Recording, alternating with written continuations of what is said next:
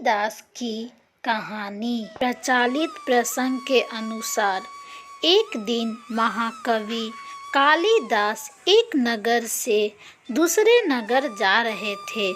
रास्ते में उन्हें प्यास लगी। वहीं उन्हें एक कुआं दिखाई दिया। वहां गांव की एक महिला पानी भर रही थी। कालिदास ने महिला से कहा कि मुझे प्यास लगी है, कृपया पानी दीजिए। महिला ने कहा कि मैं आपको नहीं जानती हूँ, कृपया अपना परिचय दे, इसके बाद मैं पानी दे दूंगी। कालिदास को अपने ज्ञान पर घमंड था। उन्होंने अपना नाम ना बताते हुए कहा कि मैं मेहमान हूँ। महिला बोली कि आप मेहमान कैसे हो सकते हैं?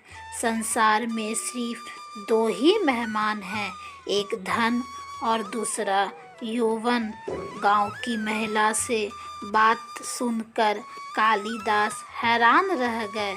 उन्हें उस महिला से ऐसी बात की उम्मीद नहीं थी।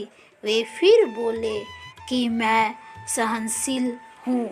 महिला ने कहा कि आप सहनशील नहीं हैं। इस संसार में सिर्फ दो ही सहनशील है, एक ये धरती जो पापी और पुण्य आत्माओं का बोझ उठाती है, हमें खाने के लिए अनाज देती है। दूसरे सहनशील पेड़ हैं जो पत्थर मारने पर भी फल ही देते हैं। कालिदास ने फिर कहा कि मैं हठी हूँ।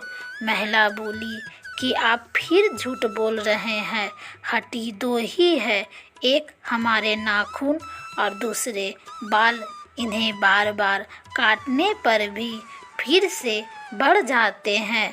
महिला से ऐसी ज्ञान वाली बातें सुनकर कालिदास हार मान गए और बोले कि मैं मूर्ख हूँ।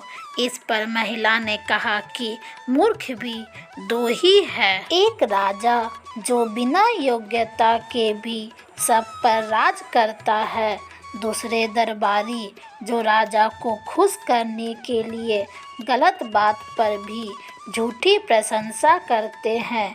अब कालिदास महिला के चरणों में गिर पड़े और पानी की याचना करने लगे। तभी महिला ने कहा, उठो वस्त। कालिदास ने ऊपर देखा तो वहाँ देवी सरस्वती खड़ी थी। देवी ने कहा कि शिक्षा से ज्ञान मिलता है, ना कि घमंड। तुझे अपने ज्ञान का घमंड हो गया था, इसलिए तेरा घमंड तोड़ने के लिए मुझे ये सब करना पड़ा। कालिदास को अपनी गलती पर पछतावा होने लगा। उन्होंने देवी से क्षमा याचना की। देवी प्रसन्न होकर अंतर्ध्यान हो गई। इसके बाद उन्होंने कभी भी घमंड नहीं किया।